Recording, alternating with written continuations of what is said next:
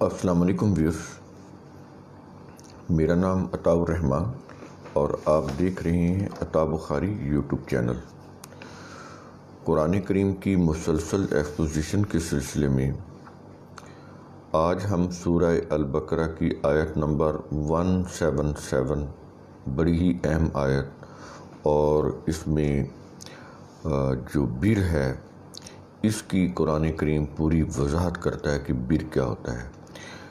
عام طور پر ترجموں کے اندر بر کو نیکی کہا گیا ہے، اس کا ترجمہ نیکی کے لفظ سے کیا گیا ہے، لیکن نیکی تو پھر ہر مذہب میں مختلف ہوتی ہے، تو بڑا یہ غیر واضح سا لفظ ہے نیکی۔ تو بر کیا ہوتا ہے قرآن کریم خود سمجھاتا ہے، تو آئیے ہم شروع کرتے ہیں۔ اور اس میں آپ نے غور کرنا ہے کہ قرآن کریم جب ایک لفظ بولتا ہے تو کس طرح اس کی خود ہی وضاحت کرتا ہے۔ اب آیت یہاں سے شروع ہو رہی ہے، لیس البر، بر یہ نہیں ہے۔ ایک دفعہ آپ نیکی کو ذہن سے نکال دیں، بر کے لفظ کو، جو البر ہے قرآن کا، یہ لفظ آپ ذہن میں رکھیں، اور پھر میں آپ کو اس کا قرآن کی آیات جو آگے آ رہی ہیں الفاظ، اس کی روح سے میں آپ کو اس کا کانسیپٹ کلیئر کراؤں گا کہ قرآن البر کس کو کہتا ہے۔ ایک دفعہ آپ نیکی جو ہے اس کا ترجمہ وہ ذہن سے نکال دیں، البر کا لفظ ذہن میں رکھیں، اور آگے دیکھیں کہ اللہ اس کی وضاحت کیسے کرتا ہے۔ شروع میں آپ یہ چیز سمجھ لیں کہ جو بر ہوتی ہے اس کے لیے قرآن کریم 5 ایمانیات کو لازمی قرار دیتا ہے، آگے ڈیٹیل آ رہی ہے، اور 7 قسم کے عملی کام کرنے کا کہتا ہے۔ جب یہ 5 ایمانیات اور 7 قسم کے عملی کام کوئی بھی شخص کرے، کوئی بھی قوم کرے، تو ہم یہ کہیں گے کہ وہ البر کر رہی ہے، وہ البر کی حامل ابرار قوم ہے۔ جو بر کی جو ایٹریبیوٹس یا صفات ہیں وہ جو بھی قوم رکھتی ہے یا افراد رکھتے ہیں، قرآن ان کو ابرار بولتا ہے۔ تو یہ شروع میں یہ بھی چیز سمجھ لیں کہ بر کا جو روٹ ہے، اس میں اس کے معنی ہے، یہ ہے بے را، 2 دفعہ را ہے، اور بے را، اس کا مطلب ہے کشادگی، قلب و نظر کی وسعت و کشادگی، جو انسان کے ایٹریبیوٹ سے چھلکتی ہے۔ یہ کوئی نظری چیز نہیں ہے، یہ انسان کے رویوں سے ریفلیکٹ ہوتی ہے۔ تو اس کا تعلق انسان کے حسن و سلوک کے ساتھ ہے۔ تو حسن سلوک یا احسان یہ تو انسان کے رویوں میں آتا ہے، اس کے مائنڈ سیٹ میں یہ چیز ہوتی ہے۔ تو یہ سمجھیں شروع میں اس کے روٹ ورڈ میں معنی کیا ہے، قلب و نظر کی وسعت، کشادگی۔ تو یہ وسعت اور کشادگی، اور کس میں؟ قلب و نظر کے اندر، دل میں، دماغ میں، سوچ میں یہ وسعت ہوتی ہے، کشادگی ہوتی ہے۔ تو یہ جو بر کا جو لفظ ہے، یہ جو البر ہے، یہ بر سے ہی ہے، یہ بر جس کو ہم خشکی بولتے ہیں۔ اب دیکھیں دنیا میں خشکی کا کتنا وسیع رقبہ ہوتا ہے، وہیں سے یہ لفظ بر آیا۔ تو اس کے مقابلے میں بحر ہے، یعنی سمندر، اور بحر کے مقابلے میں بر ہے۔ تو بر جیسے خشکی ہوتی ہے، زمین، خشک زمین کتنی وسیع ہوتی ہے، تو یہاں سے یہ لفظ آیا ہے وسعت کے معنوں میں۔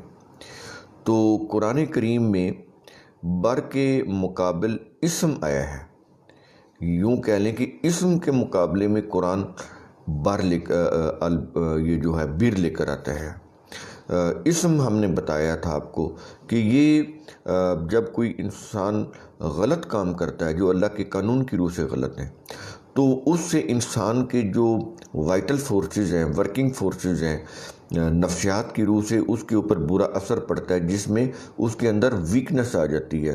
اس کو قرآن اسم بولتا ہے۔ اب ترجمہ ہوا پڑا ہے گناہ، تو اسم کا ترجمہ انہوں نے گناہ کر دیا، یہ سے کے ساتھ ہے، اور بر کا ترجمہ نیکی کر دیا۔ نہ نیکی کی سمجھ آ رہی ہے، نہ گناہ کی سمجھ آ رہی ہے۔ تو ہر فرقے کے اپنے وہ عقائد کی روح سے گناہ ہیں اور نیکیاں ہیں۔ قرآن تو بالکل ایک عالمگیر لیول کے اوپر بات کرتا ہے، یونیورسل لیول کے اوپر۔ تو اسم کے مقابلے میں قرآن کیا لے کر آتا ہے؟ بیر کا لفظ، اور اللہ نے اپنے لیے بھی یہ لفظ استعمال کیا۔ یہ سورہ القصص کی آیت نمبر 52، اس کے اندر البر الرحیم کے لفظ ہے۔ رحیم یعنی پروگریسولی نشو نما کرنے والا، پروگریسولی انسانوں کو ڈیولپمنٹ دینے والا۔ تو اس کے ساتھ الرحیم کے ساتھ البر بھی آیا ہے، تو اس سے آپ کو پتہ چلے گا کہ البر کے اندر تو وسعت بھی ہے، کشادگی بھی ہے، اور اس کے اندر نشو و نما بھی اس کے ساتھ آ جاتی ہے۔ آگے قرآن واضح کر رہا ہے۔ اب ہم آتے ہیں قرآن کے ان الفاظ کے اوپر، پوری آیت کی اب ہم انٹرپریٹیشن کرنے لگے ہیں۔ کہتا ہے کہ لیس البر، بر یہ نہیں ہے، ان تولوا وجوہکم قبل المشرق والمغرب، کہ تم اپنے جو منہ ہیں، چہرے ہیں، وہ مشرق یا مغرب کی طرف کر لو اپنی کو مذہبی رسوم ادا کرنے کے لیے، اور تم یہ سمجھو کہ یہ نیکی ہے، یہ بر ہے۔ تو کہتا ہے یہ نہیں ہے، کہتا ہے پہلے تو بر کا کانسیپٹ سمجھو۔ تم یہ سمجھ رہے ہو کہ شاید ہم کو مذہبی رسوم ادا کرنے کے لیے مشرق یا مغرب کی طرف منہ کر لیں گے اس کو اپنا قبلہ سمجھ کے، تو یہ کوئی نیکی بر کا کام ہے۔ تو کہتا ہے بالکل نہیں، یہ تمہاری مذہبی رسوم ہے، اس سے بر کا کوئی تعلق نہیں ہے۔ تو یہ نہ کہو کہ ہم نے کوئی مشرق یا مغرب کو کوئی اس طرح قبلہ مان کر ادھر منہ کر لیا، کوئی مذہبی رسم ادا کر لی تو بر کے حامل قوم ہو گئے، بالکل نہیں۔ وہ کہتا ہے یہ بر نہیں ہے۔ تو پھر بر کیا ہے، اس کی پھر قرآن وضاحت کر رہا ہے۔ اس میں یہ کہہ رہا ہے کہ 5 ایمانیات کا ذکر آ رہا ہے۔ من آمن باللہ، جو اللہ پر ایمان لائے۔ اب بر کی قرآن بتا رہا ہے کہ جو لوگ بر کا عمل کرتے ہیں ان کو 5 ایمانیات رکھنا ہوتی ہیں۔ کون کون سی؟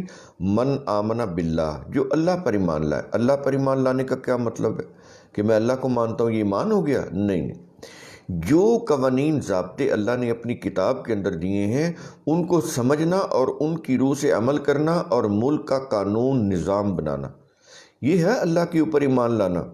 یہ زبانی کہہ دینا کہ میں اللہ کے اوپر ایمان لایا، اس کی قرآن کی روح سے کوئی حیثیت نہیں، اس کی کوئی ویلیو نہیں۔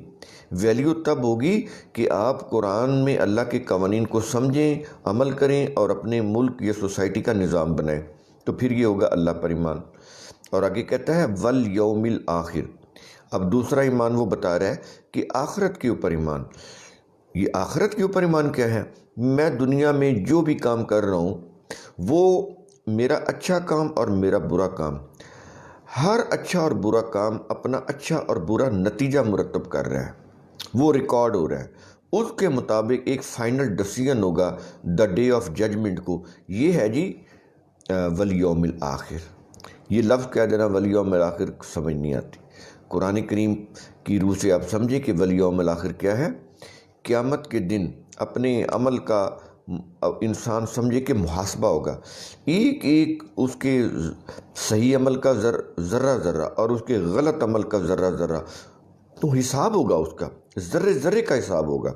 ایسے نہیں ہے کہ یہ قانونی معاملہ ہے، یہ ایسے شفاعت، بخشش، سفارش قرآن کے خلاف ہیں، یہ عقائد، یہ قانونی معاملہ ہے، اس میں بخشش کا سوال نہیں ہے، اس میں یہ کہ وہ کر کے کیا آیا ہے اس کے مطابق اس کے ساتھ معاملہ کیا جائے گا، تو یہ چیز ہوگی۔ اور آگے کہہ رہا ہے والملائکہ، ملائکہ پر ایمان۔ تو ملائکہ پر ایمان کیا ہے کہ انسان کائناتی علوم کو حاصل کرے اور ان علوم کو حاصل کر کے جو یونیورسل یا نیچرل فورسز ہیں ان سے کام لے۔ یہ ملائکہ کے اوپر ایمان ہے، یہ نہیں کہ ہم ملائکہ کے اوپر ایمان لاتے ہیں تو اس کا ہمیں کیا فائدہ۔ ملائکہ کے اوپر ایمان کیا ہے کہ یہ سمجھنا کہ ملائکہ اللہ کی فورسز ہیں۔ یہ جو گریویٹیشنل فورس ہے یہ اللہ کی فورس ہے نا، جو اس نے زمین کی گردش سے پیدا ہوتی ہے۔ زمین جب ریوالو ہوتی ہے تو اس سے گریویٹیشنل فورس پیدا ہوتی ہے جو زمین کو بیلنس میں رکھتی ہے، تو اس کی حرکت کو بیلنس میں رکھتی ہے۔ تو اس کے اوپر ایمان رکھنا۔ میگنیٹک فورس کیا ہے؟ یہ اللہ کے ملائکہ ہے۔ سورج سے جو ہیٹ ایمٹ ہو رہی ہے یہ کیا چیز ہے؟ یہ اللہ کے ملائکہ میں سے ہیں۔ تو ان کے اوپر ایمان رکھنا تو کیا ہے؟ کائناتی علوم کو حاصل کرنا، جو سائنس کے علوم ہیں، physics, chemistry, biology, cosmology, archaeology, botany, تو ان کے علوم حاصل کرنا اور ان علوم کو حاصل کر کے کائنات کو تسخیر کرنا، تو یہ جو ملائکہ ہیں پھر یہ مسخر ہو جاتی ہیں۔ جیسے ہم سولر انرجی بنا رہے ہیں، کس سے؟ کائناتی علوم کو حاصل کر کے، آبزرویشن اور تجربہ کر کے اس کی روح سے ہم نے سورج سے سولر انرجی بنائی۔ تو یہ ہے ملائکہ کے اوپر ایمان۔ اور آگے کہتا ہے والکتاب۔ اب یہ دیکھیں قرآن کریم مذہب یہ کہہ رہا ہے کہ 4 کتابیں، بالکل نہیں، والکتاب ایک ہی کتاب ہے جو تمام انبیاء کو دی گئی۔ یہ کتابیں کہہ رہے ہیں کہ تورات، زبور، انجیل اور قرآن 4 کتابیں، یہ کانسیپٹ قرآن کے خلاف ہے۔ تو یہ سارے جو ہیں اس کے یہ ایڈجیکٹیو ہیں، فرقان، برہان، یہ ایڈجیکٹیو ہیں اس الکتاب کے۔ انجیل بھی اس کا ایڈجیکٹیو ہے، تو یہ سارے ایڈجیکٹیو ہیں۔ تو وہ یہ کہہ رہا ہے کہ والکتاب، کتاب کے اوپر ایمان۔ اور کتاب کے اوپر ایمان لانے کا کیا مطلب ہے؟ کہ انسان اپنے معاشرے کا، اپنے ملک کا قانون اس کتاب کی روح سے بنائے۔ انسان کو قانون سازی کا اختیار نہیں ہے۔ انسان کانسٹیٹیوشن بنائے گا۔ قانون بنا بنائے اللہ نے دیا ہوا ہے، اپنے زمانے کے حالات اور واقعات کے مطابق انسان کانسٹیٹیوشن بناتے ہیں۔ کانسٹیٹیوشن میں ہوتا کیا ہے کہ وہ جو اللہ کا جو لا ہے اس کو زمانے کے حالات اور واقعات کے مطابق اس کو کیسے ایڈمنسٹریٹیولی امپلیمنٹ کیا جائے۔ تو یہ کتاب اس لیے آئی ہے، تو اس کتاب کے اوپر ایمان رکھنے کا یہ معنی ہے۔ اور آگے کہتا ہے والنبیین، اور نبیوں کے ساتھ ایمان۔ یہ 5واں ایمان ہے نبیوں کے ساتھ۔ تو کہتا ہے کہ جتنے بھی انبیاء آئے یہ تسلیم کرنا کہ وہ اللہ کی طرف سے تھے اور ان کو اللہ کی طرف سے کتاب وحی دی گئی کتاب کی شکل میں، اور وہ جو کتاب ہے تمام انبیاء کو جو دی گئی آج ہمارے پاس ہے، یہ قیامت تک کی انسانیت کے لیے یہ ایک اصول قانون کا درجہ رکھتی ہے۔ اس کی روح سے ضابطے، اس کے جو ضابطے ہیں، اس کے جو احکام ہیں، اس کی روح سے نظام بنایا جائے گا۔ جو قوم اس الکتاب کے اصول اور ضابطوں سے منہ موڑ کر اپنی مرضی کا سیاسی، معاشی، معاشرتی نظام بنائے گی، وہ قوم تباہ ہو جائے گی۔ اپنی مرضی کے مسالک اور فقہیں بنائے گی اور اس کو رائج کرائے گی، اس کے اوپر لوگوں کو چلائے گی، وہ قوم تباہ ہو جائے گی۔ جیسے کہ مسلم ممالک میں یہ تباہی آپ دیکھ سکتے ہیں کہ کس طرح سے مسلمان جو ہیں دنیا میں ذلیل و خوار ہو رہے ہیں، اس لیے کہ وہ اپنے اپنے مسالک اور اپنے اپنے مذاہب کے اوپر ہیں، کتاب اللہ کے اوپر نہیں ہے۔ تو یہ ہے کتاب کے اوپر ایمان لانا۔ تو اس سے یہ 5 ایمانیات آپ کے سامنے آ گئے جو ہم نے یہاں پر بیان کیے، جو قرآن نے بتائے ہیں۔ اور آگے 7 عملی کام آ رہے ہیں۔ 7 عملی کام وہ کیا ہیں؟ وہ یہ ہیں وَآتَ الْمَالَ عَلَىٰ حُبِّهِ، کہ مال کی محبت تو ہر انسان کے دل میں ہوتی ہے۔ کہتا ہے لیکن وہ مال دے، اس کی محبت کے باوجود وہ مال کو دے۔ کن لوگوں کو دے؟ قرآن کریم آگے ڈیٹیل بتا رہا ہے۔ کہتا ہے ذوی القربیٰ، سب سے پہلے تو قرابت داروں کو دے، جو قریبی رشتہ دار ہیں، جو ضرورت مند ہیں، ان کو دے۔ اور والیتامى، اور یتیموں کو دے۔ یتیم کا مطلب کیا ہوتا ہے؟ جو بھری دنیا میں تنہا رہ جائیں، ان کے رشتہ دار بھی ہوں لیکن اس کے باوجود وہ بھری دنیا میں تنہا ہوں، قرآن ان کو یتیم بولتا ہے۔ کہتا ہے ان کو دے، یہ دوسرا۔ اور تیسرا بتا رہا ہے والمساکین، ایسے لوگ جن کا چلتا ہوا کاروبار رک جائے، یہ ساکن سے ہے مساکین، کوئی چیز سٹیشنری ہو جائے، رک جائے، تو کہتا ہے ان کے لیے دو، والمساکین۔ وابن السبیل، ان مسافروں کو دو جن کا زاد راہ کم ہو جائے اور وہ ضرورت مند ہوں، وہ مسافر، تو ان کو دو۔ والسائلین، اور سوال کرنے والوں کو دو۔ یہ سائلین کون ہوتے ہیں؟ جن کی آمدنی ان کے خرچ سے کم ہوتی ہے، خرچ زیادہ ہوتا ہے، آمدنی کم ہوتی ہے، ان کو سوال کرنا پڑتا ہے، تو ایسے لوگوں کو دو تاکہ ان کے اخراجات پورے ہو سکے۔ یہ وسائلین میں آ گیا، یہ 5واں ہو گیا۔ اور چھٹا آ رہا ہے وفر رکاب، گردنیں آزاد کرانے میں۔ یہ آج تو وہ سلیو نہیں ہے جو مروجہ سلیو ہوتے تھے کسی دور کے اندر، اب غلامی کی جدید قسمیں ہیں۔ جیسے سعودی عرب میں کفیل کو آقا بنایا گیا، ماسٹر بنایا گیا، اور جو باہر سے جو لوگ آتے ہیں پاکستانی یا دوسرے، وہ ان کے سلیو ہوتے ہیں قانونی طور پر۔ تو کہتے نہیں ان کو سلیو، لیکن وہ ہوتے سلیو ہی ہیں۔ ان کی مرضی کے بغیر وہ کوئی کام نہیں کر سکتے، ان کی مرضی کے بغیر، یعنی کفیل کی مرضی کے بغیر وہ کوئی چیز خرید بھی نہیں سکتے۔ تو یہ غلامی کی بدترین قسم ہے جو اب بھی عرب کے اندر رائج ہے، قرآن کے خلاف ہے یہ چیز۔ تو اب بولتے ہیں نا لوگ کہ عربی تو قرآن تو عربی زبان میں ہے، تو عربوں کو تو سمجھنا چاہیے تھا کہ قرآن کیا کہتا ہے۔ وہ کیوں سمجھیں گے؟ وہ اپنے مذہب کو اس لیے رائج کرتے ہیں کہ اس مذہب کی روح سے ان کو بہت زیادہ مفاد حاصل ہے۔ اگر وہ قرآن کو سمجھ کر نافذ کریں تو ان کے یہ پھر جو مفاد ہیں وہ پھر نہیں رہے، پھر ان کو کام کرنا پڑے گا، محنت کرنی پڑے گی۔ لوگوں کو وہ ایکسپلائٹ نہیں کر سکتے، ان کی محنت کو ایکسپلائٹ نہیں کر سکتے۔ تو یہ چیز آ جاتی ہے۔ غلامی کی جتنی بھی جدید قسمیں ہیں، جو قرض میں جکڑے ہوئے ہیں، وہ بھی تو قرض دینے والوں نے، سود دینے والوں نے ان کو اپنا غلام بنایا ہوتا ہے، یہ بھی غلامی کی قسم ہے۔ تو اس سے ان کو آزادی دلانی، تو یہ وفر رکاب کے اندر آ جاتا ہے، اس کے لیے مال خرچ کرنا۔ اب یہ 6 چیزیں بتانے کے بعد 7ویں نمبر پر کہہ رہا ہے وَأَقَامَ الصَّلَاةَ۔ غور کریں قرآن کریم کی ترتیب، جو عملی کام کرنے کی جو ترتیب قرآن نے بتائی ہے وہ کیا ہے؟ وَآتِ الْمَال، اس میں یہ جو وَآتِ الْمَال ہے، اس میں جو پہلے نمبر پر لے کر آ رہا ہے، اور آگے میں نے ڈیٹیل بتائی ہے قرآن کی روح سے کن کن کو مال دینا ہے۔ پہلے نمبر کے اوپر قرآن وَآتِ الْمَالَ کو لے کر آ رہا ہے، اقامت صلاۃ کو تو بعد میں لے کر آ رہا ہے۔ پہلے مال خرچ کرو گے ان ضرورت مندوں کے اوپر، اگلا سٹیپ ہے صلاۃ کا۔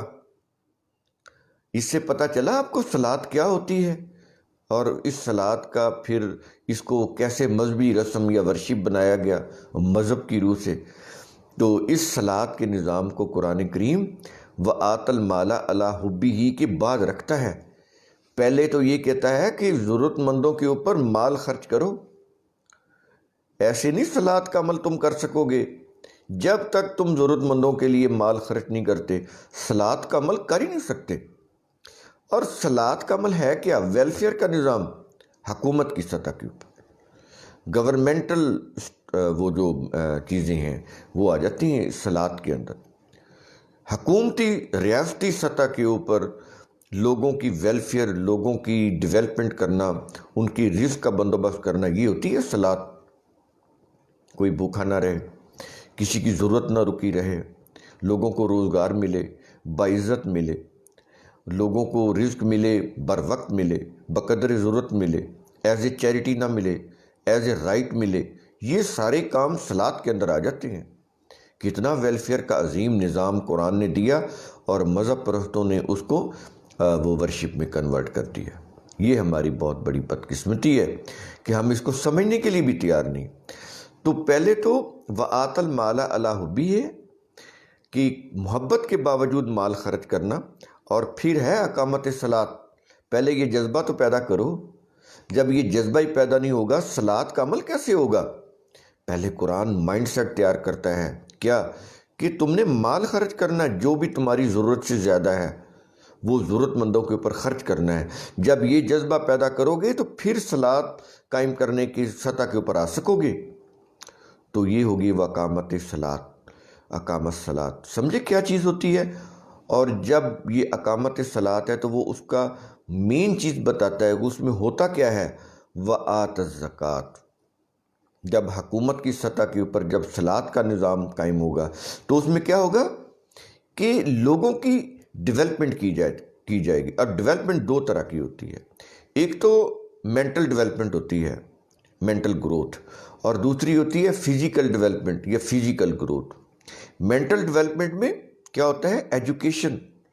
ایجوکیشنل انسٹیٹیوشنز، ریاست ایسا نظام قائم کرے کہ لوگوں کو فری ایجوکیشن دے، لوگوں کو فری تعلیم دے، لوگوں کو ایپٹیٹیوڈ کے مطابق ہائر ایجوکیشن دے، یہ ریاست کی ذمہ ہے۔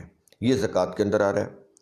نشو نما ہے نا زکوٰۃ کا معنی، تزکیہ کا معنی، زکوٰۃ کا معنی نشو نما، ڈیولپمنٹ، ہیومن ڈیولپمنٹ۔ اور جانتے ہیں دنیا میں اس وقت سب سے اہم مسئلہ ہیومن ڈیولپمنٹ کا ہے۔ قرآن کریم اس کو صلاۃ کے نظام کے ساتھ کنیکٹ کرتا ہے کہ یہ ایسے نہیں ہو جائے گا، انڈیویجولی نہیں ہوگا، اس کے لیے کلیکٹیو صلاۃ کا جو سسٹم ہے وہ انفورس کرنا پڑے گا ریاستی سطح کے اوپر، اور حکومتی سطح کے اوپر زکوٰۃ کا نظام بنانا پڑے گا۔ وہ کیا ہے؟ حکومت کے ذریعے لوگوں کی مینٹل ڈیولپمنٹ اور لوگوں کی فزیکل ڈیولپمنٹ۔ مینٹل ڈیولپمنٹ میں ایجوکیشن آ جاتی ہے، اور فزیکل ڈیولپمنٹ میں لوگوں کی ضروریات آ جاتی ہیں، کھانے پینے کی، رہنے کی، رہائش، خوراک، یہ چیزیں آ جاتی ہیں، ہیلتھ کی چیزیں آ جاتی ہیں۔ ہیلتھ اگر صحیح ہوگی تو انسان کام کر سکے گا نا، کھانا کھا سکے گا، کام کر سکے گا، صحیح سوچ سکے گا، تو اس میں ہیلتھ بھی آ جاتی ہے زکوٰۃ کے اندر۔ تو فزیکل ڈیولپمنٹ میں ہیلتھ، اور اس میں فوڈ، اور اس میں ان کی لاڈجنگ، رہائش، یہ ساری چیزیں جو بھی بیسک انسان کی ضروریات ہیں وہ ساری کی ساری اس کے اندر آ جاتی ہیں۔ تو زکوٰۃ کے اندر مینٹل ڈیولپمنٹ بھی آ جاتی ہے اور فزیکل ڈیولپمنٹ بھی آ جاتی ہے، اور اس کی رسپانسبل اسٹیٹ ہوتی ہے۔ حکومت جو اس میں جو ایڈمنسٹریٹیولی کام کر رہی ہوتی ہے، ایگزیکٹو باڈی، وہ اس کی رسپانسبل ہے، وہ اس کو مینیج کرے گی کہ لوگوں سے جو زائد جو ان کی انکم سے زائد جو ویلتھ ہے وہ ان سے لے گی، اور ضرورت مندوں کے اوپر وہ استعمال کرے گی، ان کو دے گی۔ تو یہ ریگولیٹری اتھارٹی ہوتی ہے حکومت، کہ جن کے پاس ضرورت سے زیادہ ہے ان سے لے، اور جن کے پاس ضرورت سے کم ہے ان کو دے۔ یہ ہے جی حکومت کا کام۔ تو حکومت کا کام پروٹوکول لینا نہیں ہے، عوام کے پیسے کے اوپر عیاشی کرنا نہیں ہوتا۔ تو یہ ہے، اس لیے تو وہ مذہب کو سپورٹ کرتی ہیں ریاستیں اور حکومتیں، کیونکہ قرآن ان کے اوپر وہ جو فرائض منصبی اس طرح کی عائد کرتا ہے جس میں ان کی ذاتی مفاد کی کوئی چیز نہیں ہوتی۔ یہ ہے، اس لیے وہ اس کے قرآن کو امپلیمنٹ نہیں ہونے دیتے، نہ حکمران اور نہ پھر مذہبی پیشوا۔ دونوں کے جو مفاد ہوتے ہیں وہ کامن ہوتے ہیں۔ اس میں کیپٹلسٹ بھی آ گئے، اس میں منارک بھی آ گئے، اور اس میں پریسٹ بھی آ گئے۔ تینوں کے کامن انٹرسٹ ہوتے ہیں، اس لیے وہ قرآن کی حکومت قائم نہیں ہونے دیتے۔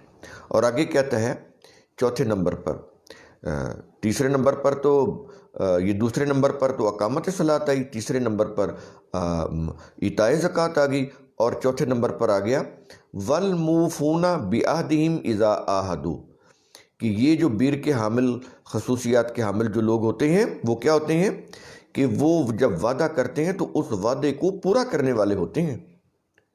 اب یہ بھی بیر کے اندر آ گئی، یہ جو ایٹریبیوٹ ہے یہ بھی بیر کے اندر آئی، یہ رسپانسبلٹی ان کی کہ جو وعدہ کیا ہے وہ اس کو پورا کرنے والے ہوتے ہیں۔ تو آگے یہ ہو گیا چوتھا نمبر، اور پانچواں نمبر کیا ہے کہ ان کا ایک کریکٹرسٹک یہ بتا رہا ہے بیر والوں کا، والصابرین، کہ وہ صبر کرنے والے ہوتے ہیں۔ صبر کرنے والے یہ نہیں ہوتے کہ کوئی مصیبت کی گھڑی آ گئی تو مایوس ہو کر بیٹھ جائیں، نہیں، وہ جو ٹارگٹ ہوتا ہے پورا کرتے ہیں۔ جتنی بھی مشکلات آئیں وہ اس میں سے گزر جاتے ہیں، رک کر مایوس ہو کر نہیں بیٹھ جاتے۔ تو کہتا ہے یہ بھی ان کی کوالٹی ہوتی ہے جو البر کے حامل لوگ ہوتے ہیں۔ اور الصابرین جو ہوتے ہیں وہ کیا ہے؟ فی الباسائی، تنگ دستی میں بھی وہ کام کرنا بند نہیں کرتے، والضرائی، تکلیف میں بھی وہ کام کرتے رہتے ہیں، تنگ دستی ہو، تکلیف ہو۔ اور آگے کہہ رہا ہے وحین الباسی، اگر کوئی ایسا موقع آ جائے کہ جنگ چھڑ جائے اس میں بھی وہ ہمت نہیں ہارتے، مایوس نہیں ہوتے، اس میں بھی وہ صبر کے ساتھ، استقامت کے ساتھ جو ان کے فرائض منصبی ہوتے ہیں، جو ٹارگٹ ہوتے ہیں وہ پورا کرتے ہیں، مایوس ہو کر نہیں بیٹھ جاتے۔ تو تینوں چیزیں، تینوں کیفیات قرآن لے کر آ رہا ہے، فی الباسائی والضرائی وحین الباسی، تنگ دستی ہو، تکلیف ہو یا لڑائی کا وقت ہو، لڑائی کا دورانیہ ہو، کوئی بھی ہو، کہتا ہے وہ اپنا کام جاری رکھتے ہیں عزم کے ساتھ، استقامت کے ساتھ۔ ان کے پاؤں ڈگمگاتے نہیں ہیں، لڑکھڑاتے نہیں ہیں، وہ کنکریٹڈ سوچ کے مالک ہوتے ہیں۔ یہ چیز ہوگی۔ اور آگے کہتا ہے، آگے پھر ان کی دو اور ایٹریبیوٹ بتاتا ہے جو اہل بیر ہوتے ہیں یا ابرار ہوتے ہیں۔ کہتا ہے اولئک الذین صدقوا، یہ وہ لوگ ہیں جو سچ کہتے ہیں، سچ کہنے والے لوگ ہوتے ہیں، وہ سچ کہتے ہیں۔ اولئک الذین صدقوا، جھوٹ نہیں بولتے، کذب بیانی نہیں کرتے، اللہ کے قوانین کی تکذیب نہیں کرتے، جو قانون ہوتا ہے اس کے مطابق اپنا عمل وہ کرتے ہیں، جو قانون ہوتا ہے اس کے مطابق وہ صحیح صحیح کام کرتے چلے جاتے ہیں، صحیح بولتے ہیں، کسی سے کوئی جھوٹا وعدہ نہیں کرتے، کسی سے کوئی جھوٹی کمٹمنٹ نہیں کرتے۔ یہ ہے اولئک الذین صدقوا۔ اور آگے کہتا ہے وَأُولَئِكَ هُمُ الْمُتَّقُونَ، اور وہی متقون ہیں۔ متقون کون ہوتے ہیں؟ وہ لوگ جب کوئی کام کرتے ہیں تو سب سے پہلے یہ دیکھتے ہیں کہ جو میں کام کرنے لگا ہوں اس کے متعلق اللہ کے قوانین کیا ہیں، اس کے ضابطے کیا ہیں، تو وہ سامنے رکھتے ہیں اور پھر ان کی روح سے وہ کام کرتے ہیں جو انہوں نے کرنا ہوتا ہے، یہ سوچ کر کہ اگر ہم نے ان کی خلاف ورزی کی، ان قوانین کی، تو ہم تباہ و برباد ہو جائیں گے۔ اس تباہی سے بچنے کی ان کے اندر ایک سوچ ہوتی ہے، ایک مائنڈ سیٹ ہوتا ہے کہ کہیں ہم قرآن کی قوانین سے منہ موڑ کر اپنی مرضی کے مطابق، اپنی مفاد پرستی یا اپنے مذہب یا عقیدے کے مطابق کوئی کام کریں گے تو ہم کہیں تباہ نہ ہو جائیں۔ ہم نے اسی کے مطابق کام کرنا ہے جو اللہ کا قانون ہے۔ تو یہ ڈر، یہ خوف کہ کہیں ہم سے اللہ کے قانون کی خلاف ورزی میں کوئی کام نہ ہو جائے، اس ڈر کو تقویٰ بولتے ہیں۔ یہ اللہ سے ڈرنا نہیں ہے۔ غلط کام جو انسان اپنے مذہب، عقیدے یا اپنی مفاد پرستی کی روح سے کرتا ہے، تو وہ کام جو کرتا ہے اس سے جو تباہی آتی اس سے ڈرنا، یہ ہوتا ہے تقویٰ۔ تو کوئی بھی کام کرنا ہو، پہلے یہ دیکھنا ہے کہ اس میں اللہ کے قوانین کیا ہیں، اور پھر آگے ان قوانین کی خلاف ورزی سے جو تباہی آتی ہے اس سے بچنے کا اپنے اندر احساس ہونا، یہ تقویٰ ہے۔ اب سمجھ آئی کہ یہ بر کے حامل لوگ جو ابرار ہوتے ہیں ان کی کیا خصوصیات ہوتی ہیں۔ 5 ایمانیات اللہ نے بتائی ہیں اور 7 عملی کام بتائے ہیں، وہ میں نے آپ کو یہاں پر بتا دیا ہے۔ اگر آپ اس کو غور سے اگر آپ نے سنا ہے اور سمجھا ہے تو آپ ایک نتیجے پر تو پہنچ جائیں گے کہ قرآن کریم اپنے ایک ایک لفظ کی کیسے وضاحت کرتا ہے۔ اور یہ جو کہا جاتا ہے کہ قرآن کی جو آیات ہیں وہ مذہبی کتب کے بغیر سمجھی نہیں جا سکتی، تو یہ چیز آپ کے سامنے واضح ہو جائے گی کہ وہ کس قدر غلط ہیں، لوگوں کو کتنا دھوکہ دیتے ہیں کہ جو یہ کہتے ہیں کہ قرآن کی جو آیات ہیں وہ اللہ نہیں سمجھاتا بلکہ مذہبی پیشوا سمجھاتے ہیں۔ تو قرآن جو ہے یہ مبہم ہے، نامکمل ہے، ناقص ہے، غیر واضح ہے، اس کو تو مذہبی کتابوں کی تفسیر سے اس کو سمجھا جائے گا، تو یہ بہت بڑے دھوکے میں پڑے ہوئے ہیں۔ وہ پھر قرآن کو نہیں سمجھ سکتے کبھی بھی، وہ پھر اپنے مذہب یا عقیدے کے اوپر ہی رہتے ہیں۔ قرآن تو پھر ان کے قلب و نظر میں نہیں آتا، قرآن ان کے ذہن میں نہیں آتا اور نہ ہی آ سکتا ہے۔ جس برین کے اندر مذہب اور عقائد ہوں گے قرآن اس برین کے اندر نہیں آئے گا۔ یہ قرآن کا ایک یوں کہہ لیں، یہ بالکل ایک اصول ہے، بڑا ہی اٹل اصول، کہ جو لوگ اس اصول کو نہیں سمجھیں گے وہ پھر قرآن کو بھی نہیں سمجھ سکتے۔ تو قرآن کریم کا ایک بنیادی اصول جو ہم آخر میں کہتے ہیں وہ ہے تھنک اگین ثم تتفکروا۔ تو ثم تتفکروا جو ہے یہ بہت ہی اہم عمل ہے، اس کے اوپر انسان کی ساری لائف جو ہے وہ بیس کرتی ہے۔ جو لوگ غور و فکر نہیں کرتے وہ پھر اینیمل اسٹیج پر ہوتے ہیں، جانوروں کی سطح کے اوپر ہوتے ہیں، حیوانی سطح کے اوپر ہوتے ہیں، وہ پھر انسانی سطح کے اوپر نہیں رہتے۔ تو قرآن کریم کا اصول ثم تتفکروا، اس کو آپ اپنی زندگی کا ایک ماٹو بنائیں، اپنی زندگی کا ایک اصول بنا لیں اور کبھی بھی اس کو اگنور نہ کریں۔ شکریہ۔